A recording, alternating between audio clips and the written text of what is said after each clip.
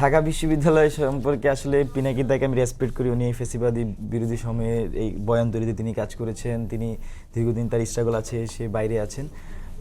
কিন্তু ঢাকা বিশ্ববিদ্যালয়ে একটা ডিফারেন্ট টাইপ প্লেস। আমার যে অভিজ্ঞতা 6 বছর ঢাকা বিশ্ববিদ্যালয়ের ছাত্র রাজনীতির, তো এইখানে এইভাবে যেভাবে জেনারেলাইজভাবে বলছে এটা একটু সত্য না। কারণ ঢাকা বিশ্ববিদ্যালয়ের মতো জায়গায় আসলে এরকম একটা এই মতাদর্শিক যেই পজিশন সরাসরি বলে দেওয়া যে সে এই শিবিরে সব ধরনের পোস্ট জিতবে বা বড় বড় টপ টপ পোস্টগুলোতে, এটা কোনোভাবে বিশ্বাসযোগ্য না। তবে পিনাকি দাকে আমি সাজেস্ট করবো যে উনি যাতে ঢাকা বিশ্ববিদ্যালয়ের শিক্ষার্থীর সাথে কথা বলে, ঢাকা বিশ্ববিদ্যালয়ের মেয়েদের সাথে কথা বলে, এবং ঢাকা বিশ্ববিদ্যালয়ে যারা মোরাল পজিশনের শিকার হয়েছেন, যারা দীর্ঘদিন স্লাট শেমিংয়ের শিকার হয়েছেন, যারা অনলাইন প্রোপাগান্ডার শিকার হয়েছে, তাদের সাথে একটু কথা বলে। তারা একটা বিরূপ অভিজ্ঞতার মধ্যে দিয়ে যাচ্ছে এবং তাদের যে মনস্তাত্ত্বিক ভাবনা সেটা পিনাকি দা ভালোভাবে বুঝতে পারবেন।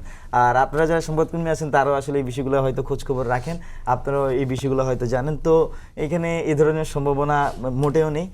ঢাকা বিশ্ববিদ্যালয়ে সবসময় বাংলাদেশের ইতিহাস ঐতিহ্যের মধ্যে ভূমিকা রেখেছে। বিশেষত আপনি যদি বলেন যে সকল সামাজিক সাংস্কৃতিক বুদ্ধিবৃত্তিক এবং রাজনৈতিক আন্দোলনের সূতিকাগার কিন্তু এই ঢাকা বিশ্ববিদ্যালয়। এই ঢাকা বিশ্ববিদ্যালয়ে মুক্তমনা শিক্ষার্থীরা পড়াশোনা করেন, তারা তাদের জ্ঞানের চর্চা করেন, তারা রাজনৈতিক চর্চা করেন, তারা সাংস্কৃতিক চর্চা করেন, সামাজিক চর্চা করেন, এবং এই চর্চার মধ্যে দিয়ে তার বেড়ে ওঠা এবং সে পলিটিক্সকে খুব ক্রিটিক্যালি সে চিন্তা করতে পারেন এবং তার সম্ভাব্য যেই ভালো ক্যান্ডিডেট বা ভালো লিডার সে কিন্তু সবচেয়ে ভালো সিলেক্ট করতে পারবে।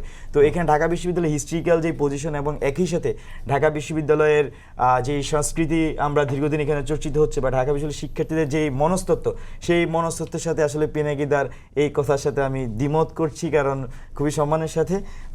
কারণ আসলে ঢাকা বিশ্ববিদ্যালয়ের শিক্ষার্থীরা যথেষ্ট মুক্তমনা এবং তারা সেই জায়গায় তাদের সঠিক প্রতিনিধিকে নির্বাচন বলে আমরা মনে করছি।